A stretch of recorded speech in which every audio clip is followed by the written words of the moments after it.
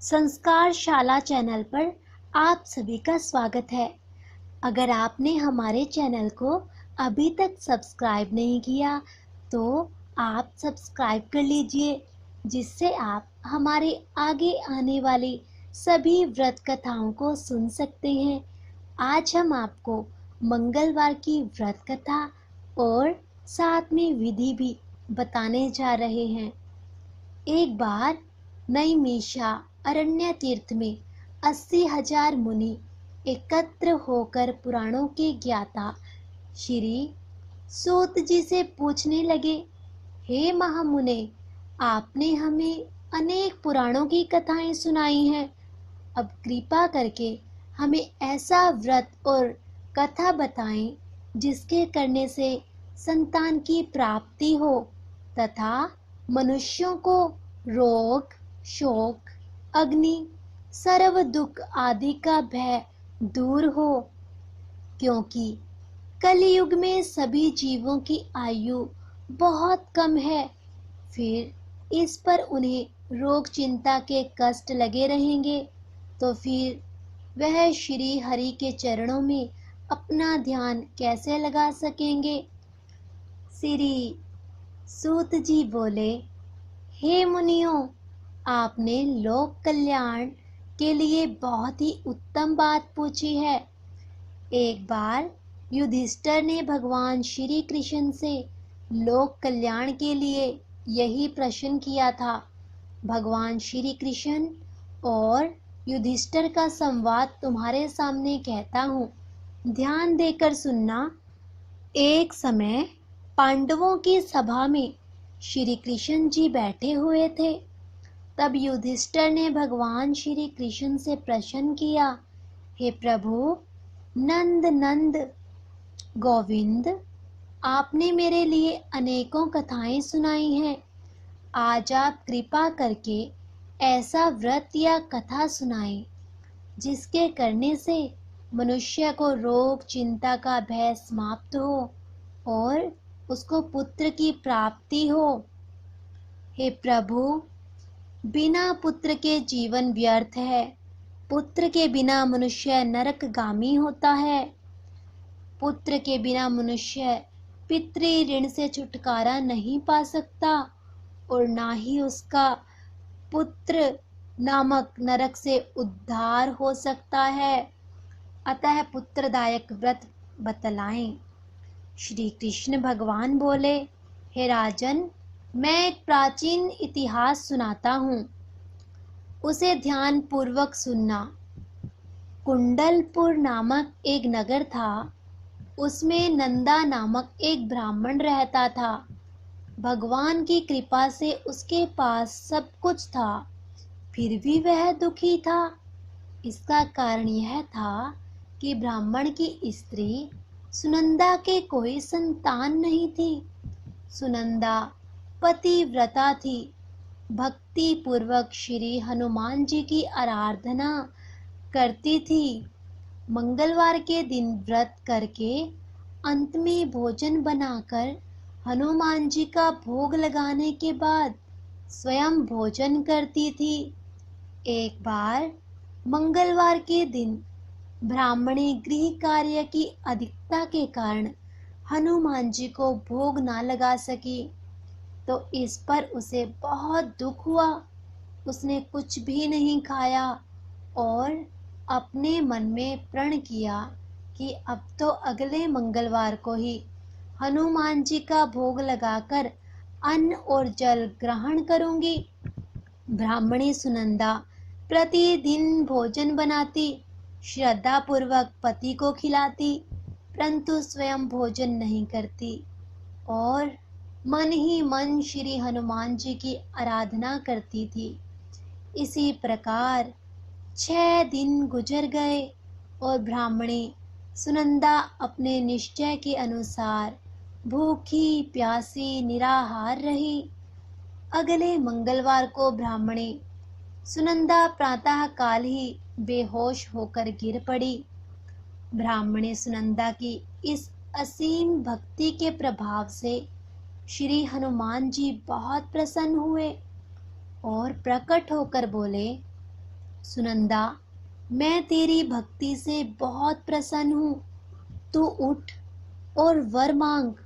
सुनंदा अपने आराध्य देव श्री हनुमान जी को देखकर आनंद की अधिकता से विह्वल हो श्री हनुमान जी के चरणों में गिरकर बोली, हे प्रभु, मेरी कोई संतान नहीं है, कृपा करके मुझे संतान प्राप्ति का आशीर्वाद दें, आपकी अति कृपा होगी। श्री महावीर जी बोले, तेरी इच्छा पूर्ण होगी, तेरे एक कन्या पैदा होगी, उसके अष्टांग प्रतिदिन सोना दिया करेंगे। इस प्रकार कहकर श्री महावीर जी अंतर ध्यान हो गए। ब्राह्मणी सुनंदा बहुत हर्षित हुई, बहुत प्रसन्न हुई और सभी को समाचार अपने पति से कहा। ब्राह्मण देव कन्या का वरदान सुनकर कुछ दुखी हुए, परंतु सोना मिलने की बात सुनी तो प्रसन्न भी हुए। विचार किया कि ऐसी कन्या के साथ मेरी निर्धनता भी समाप्त हो जाएगी। हनुमान जी की कृपा से वह ब्राह्मणी गर्भवती हुई और 10वें महीने में उसे बहुत ही सुंदर पुत्री प्राप्त हो गई। यह बच्ची अपने पिता के घर में ठीक उसी तरह से बढ़ने लगी जिस प्रकार शुक्ल पक्ष का चंद्रमा बढ़ता है। 10वें दिन ब्राह्मण ने उस बालिका का नामकरण संस्कार कराया। उसके कुल पुरोहित ने उस बालिका का नाम रत्नावली रखा, क्योंकि यह कन्या सोना प्रदान किया करती थी। इस कन्या ने पूर्व जन्म में बड़े ही विधान से मंगल देव का व्रत किया था। रत्नावली का अष्टांग बहुत सा सोना देता था। उस सोने से नंदा ब्राह्मण बहुत ही धनवान हो गया। अब ब्राह्मणी भी बहुत अभिमान करने लगी थी। समय बीतता रहा। अब रत्नावली 10 वर्ष की हो चुकी थी। एक दिन जब नंदा ब्राह्मण प्रसन्नचित्त था, तब सुनंदा ने अपने पति से कहा, मेरी पुत्री रत्नावली विवाह के योग्य हो गई है, अतः आप कोई सुंदर योग्य वर देखकर इसका विवाह कर दें। यह सुनकर ब्राह्मण बोला, अभी तो रत्नावली छोटी है। तब ब्राह्मणी बोली, शास्त्रों की आज्ञा है कि कन्या 8वें वर्ष में गौरी, 9 वर्ष में रोहिणी, 10वें वर्ष में कन्या, इसके पश्चात रजस्वला हो जाती है। गौरी के दान से पाताल लोक और रोहिणी के दान से बैकुंठ लोक की प्राप्ति होती है। कन्या के दान से इंद्रलोक में सुखों की प्राप्ति होती है। अगर हे पति देव, रजस्वला का दान किया जाता है तो घोर नरक की प्राप्ति होती है। इस पर ब्राह्मण बोला, अभी तो रत्नावली मात्र 10 ही वर्ष की है और मैंने तो 16-16 साल की कन्याओं के विवाह कराए हैं, अभी जल्दी क्या है। तब ब्राह्मणी सुनंदा बोली, आपको तो लोभ अधिक हो गया लगता है।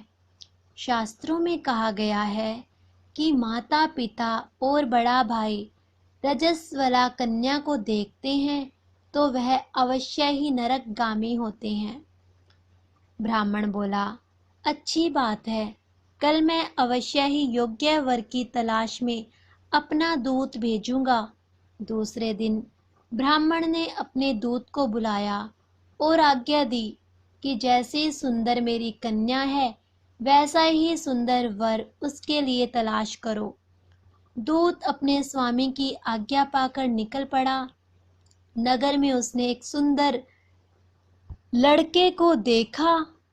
वह बालक एक ब्राह्मण परिवार का बहुत गुणवान पुत्र था। इसका नाम सोमेश्वर था। दूत ने सुंदर व गुणवान ब्राह्मण पुत्र के बारे में अपने स्वामी को पूर्ण विवरण दिया। ब्राह्मण नंदा को भी सोमेश्वर अच्छा लगा और फिर शुभ मुहूर्त में विधि पूर्वक कन्या दान करके ब्राह्मणे संतुष्ट हो गए। परंतु ब्राह्मण के मन तो लोभ समाया हुआ था। उसने कन्यादान तो कर दिया था, पर वह बहुत खिन्न भी था। उसने विचार किया कि रत्नावली तो अब चली जाएगी और मुझे इससे तो सोना मिलता था, अब वह मिलेगा नहीं। मेरे पास जो धन था कुछ तो इसके विवाह में खर्च हो गया, और जो शेष बचा है वह भी कुछ दिनों पश्चात समाप्त हो जाएगा। मैंने तो विवाह करके बहुत बड़ी भूल कर दी है। अब कोई ऐसा उपाय हो कि रत्नावली मेरे घर में ही बनी रहे, अपने ससुराल ना जावे। लोभ रूपी राक्षस ब्राह्मण के मस्तिष्क पर छाता सा जा रहा था। रात भर अपनी सैया पर बेचैनी से करवटें बदलते बदलते उसने एक बहुत ही क्रूर निर्णय लिया। उसने विचार किया, जब रत्नावली को लेकर उसका पति सोमेश्वर अपने घर के लिए जाएगा तो वह मार्ग में छिपकर सोमेश्वर का वध कर देगा और अपनी लड़की को अपने घर में ले आएगा, जिससे उसको सोना मिलता रहेगा। प्रातः काल हुआ तो नंदा और सुनंदा ने अपने जवाई और लड़की को बहुत सारा धन देकर विदा किया। सोमेश्वर अपनी पत्नी रत्नावली को लेकर ससुराल से अपने घर की तरफ चल दिया। ब्राह्मण नंदा महालोभ के वशीभूत हो अपनी मति खो चुका था। पाप पुण्य को उसे विचार ना रहा। अपने भयानक व क्रूर निर्णय को कार्य रूप देने के लिए उसने अपने दूत को मार्ग में अपने जमाई का वध करने के लिए भेज दिया था। अब दूत ने अपने स्वामी की आज्ञा का पालन करते हुए उसके जमाई सोमेश्वर का मार्ग में ही वध कर दिया। समाचार प्राप्त कर ब्राह्मण नंदा मार्ग में पहुंचा और रुदन करती अपनी पुत्री रत्नावली से बोला, हे पुत्री, मार्ग में लुटेरों ने तेरे पति का वध कर दिया है। अब तू घर चल, वहां पर ही रहकर शेष जीवन व्यतीत करना। जो भाग्य में लिखा है वही होगा। अब अपने पति की अकाल मृत्यु से रत्नावली बहुत दुखी हुई। कर्ण क्रंदन व रुदन करते हुए अपने पिता से बोली, हे पिताजी, इस संसार में जिस स्त्री का पति नहीं है उसका जीवन व्यर्थ है। मैं अपने पति के साथ ही अपने शरीर को जला दूंगी और सती होकर अपने इस जन्म को, माता पिता के नाम को तथा सास ससुर के यश को सार्थक करूंगी। ब्राह्मण नंदा अपनी पुत्री रत्नावली के वचनों को सुनकर बहुत दुखी हुआ। विचार करने लगा, मैंने व्यर्थ ही जमाई वध का पाप अपने सर ले लिया। रत्नावली तो उसके पीछे अपने प्राण तक देने को तैयार है। मेरा तो दोनों तरफ से मरण हो गया। धन तो अब मिलेगा नहीं। जमाई वध के पाप के फलस्वरूप यम यातना भी भुगतनी पड़ेगी। यह सोचकर वह बहुत दुखी हुआ। सोमेश्वर की चिता बनाई गई। रत्नावली सती होने की इच्छा से अपने पति का सर अपनी गोद में रखकर चिता में बैठ गई। जैसे ही सोमेश्वर की चिता को अग्नि लगाई गई, वैसे ही प्रसन्न हो मंगल देव वहां प्रकट हुए। बोले, हे रत्नावली, मैं तेरी पति भक्ति से बहुत प्रसन्न हूँ, तू वर मांग। रत्नावली ने अपने पति का जीवन दान मांगा। तब मंगल देव बोले, रत्नावली, तेरा पति अजर और अमर है, यह महाविद्वान भी होगा, और इसके अतिरिक्त तेरी जो इच्छा हो वर मांग। तब रत्नावली बोली, हे ग्रहों के स्वामी, यदि आप मुझ पर प्रसन्न हैं तो मुझे यह वरदान दीजिए कि जो भी मनुष्य मंगलवार के दिन प्रातः काल लाल पुष्प, लाल चंदन से पूजा करके आपका स्मरण करे, उसको रोग व्याधि ना हो, स्वजनों का भी कभी वियोग ना हो, सर्प, अग्नि तथा शत्रुओं का भय न हो। जो स्त्री मंगलवार का व्रत करे वह कभी विधवा न हो। मंगलदेव श्री हनुमान जी तथास्तु कहकर अंतर ध्यान हो गए। सोमेश्वर मंगलदेव की कृपा से जीवित हो उठा। रत्नावली पति को पुनः प्राप्त कर बहुत प्रसन्न हुई और मंगलदेव का व्रत प्रत्येक मंगलवार को करके व्रतराज और मंगलदेव की कृपा से इस लोक में सुख ऐश्वर्य को भोगते हुए आनंद में अपने पति के साथ स्वर्ग लोक को चली गई। मंगलवार की व्रत विधि कुछ इस प्रकार है। सर्व सुख, रक्त विकार, राज्य सम्मान तथा पुत्र की प्राप्ति के लिए मंगलवार का व्रत उत्तम माना गया है। इस व्रत में गेहूं और गुड़ का ही भोजन करना चाहिए। भोजन दिन रात में एक बार ही ग्रहण करना ठीक है। व्रत 21 सप्ताह तक करें। मंगलवार के व्रत से मनुष्य के समस्त दोष नष्ट हो जाते हैं। व्रत के पूजन के समय लाल पुष्पों को चढ़ावें और लाल वस्त्र धारण करें। अंत में हनुमान जी की पूजा करनी चाहिए तथा मंगलवार की कथा सुननी चाहिए। मान्यता है कि स्त्री व कन्याओं के लिए यह व्रत विशेष लाभप्रद होता है। उनके लिए पति के अखंड सुख व संपत्ति की प्राप्ति होती है। ये थी हमारी आज की मंगलवार व्रत कथा और व्रत की विधि। आपको कैसी लगी? आप हमारे चैनल को सब्सक्राइब करें, लाइक करें और शेयर करें। धन्यवाद।